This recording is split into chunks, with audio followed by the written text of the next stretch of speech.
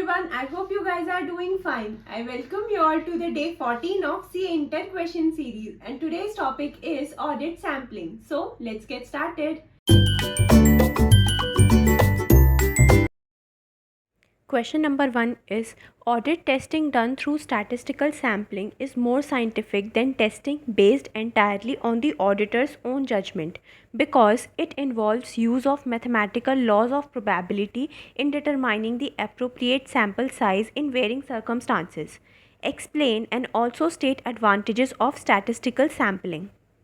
Statistical sampling has reasonably wide application where a population to be tested consists of a large number of similar items and more in the case of transactions involving compliance testing, trade receivables confirmation, payroll checking, voicing of invoices and petty cash vouchers. Now, the advantages of statistical sampling. First, the amount of testing, matlab sample size, does not increase in proportion to the increase in size of the area, matlab universe tested. Second, sample selection is more objective and thereby more defensible. Third, the method provides a means of estimating the minimum sample size associated with a specified risk and precision.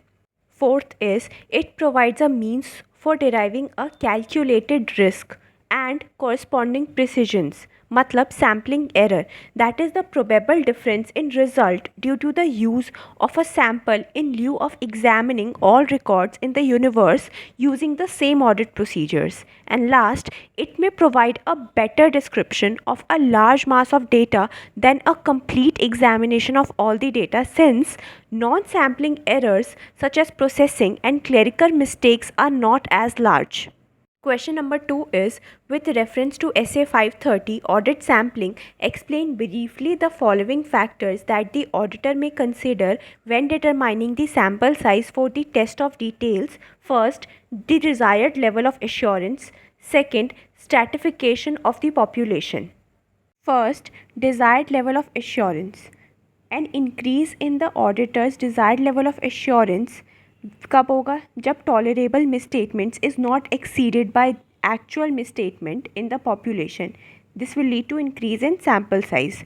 Hence, greater the level of assurance that the auditor requires that the results of the sample are in fact indicative of the actual amount of misstatement in the population, the larger the sample size needs to be.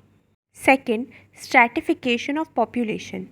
When stratification of the population is appropriate, then sample size will decrease, as when there is a wide range in the monetary size of items in the population, it may be useful to stratify the population. When a population can be appropriately stratified, the aggregate of the sample size from the strata generally will be less than the sample size that would have been required to attain a given level of sampling risks had one sample been drawn from the whole population. Question number 3 is, the auditor is required to project misstatements from the population to obtain a broad view of the scale of misstatement, but this projection may not be sufficient to determine an amount to be recorded. Explain. The auditor is required to project misstatements for the population to obtain a broad view of the scale of misstatement, but this projection may not be sufficient to determine an amount to be recorded. जब कोई ऐसी misstatement establish होती है जो unexpected हो, then it may be excluded when projected misstatements to the population. However, the effect of any such misstatement, if uncorrected, still needs to be considered in addition to the projection of the non-anomalous misstatements. For test of details, the auditor shall project misstatements found in the sample to the population, whereas for test of controls, no explicit production of deviation is necessary, since the sample deviation rate is also the projected deviation rate for the population as a whole. Question number 4 is, what are the matters that the auditors shall consider while designing an audit sample? When designing an audit sample, the auditor's consideration includes the specific purpose to be achieved and combination of audit procedures that is likely to best achieve that purpose. Second, consideration of the nature of the audit evidence sought and possible deviation or misstatement conditions or other characteristics relating to that audit evidence will assist the auditor in defining what constitutes a deviation or misstatement and what population to use for sampling. And last, in fulfilling the requirement of the relevant portion of SA 500, when performing audit sampling, the auditor performs audit procedures to obtain evidence that the population from which the audit sample is drawn is complete. Last question is, explain the sampling method which involves the selection of a block of contagious items from within the population. Also give an example.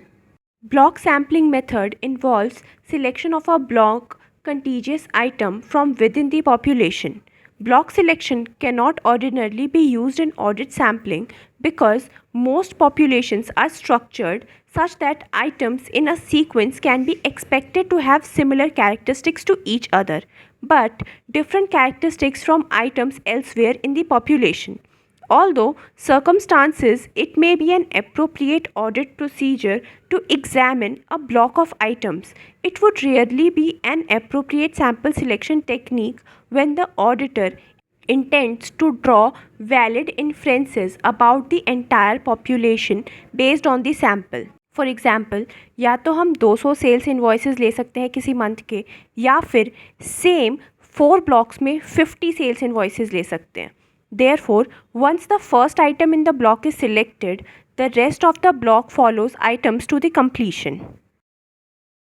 I hope you guys enjoyed and found this video helpful.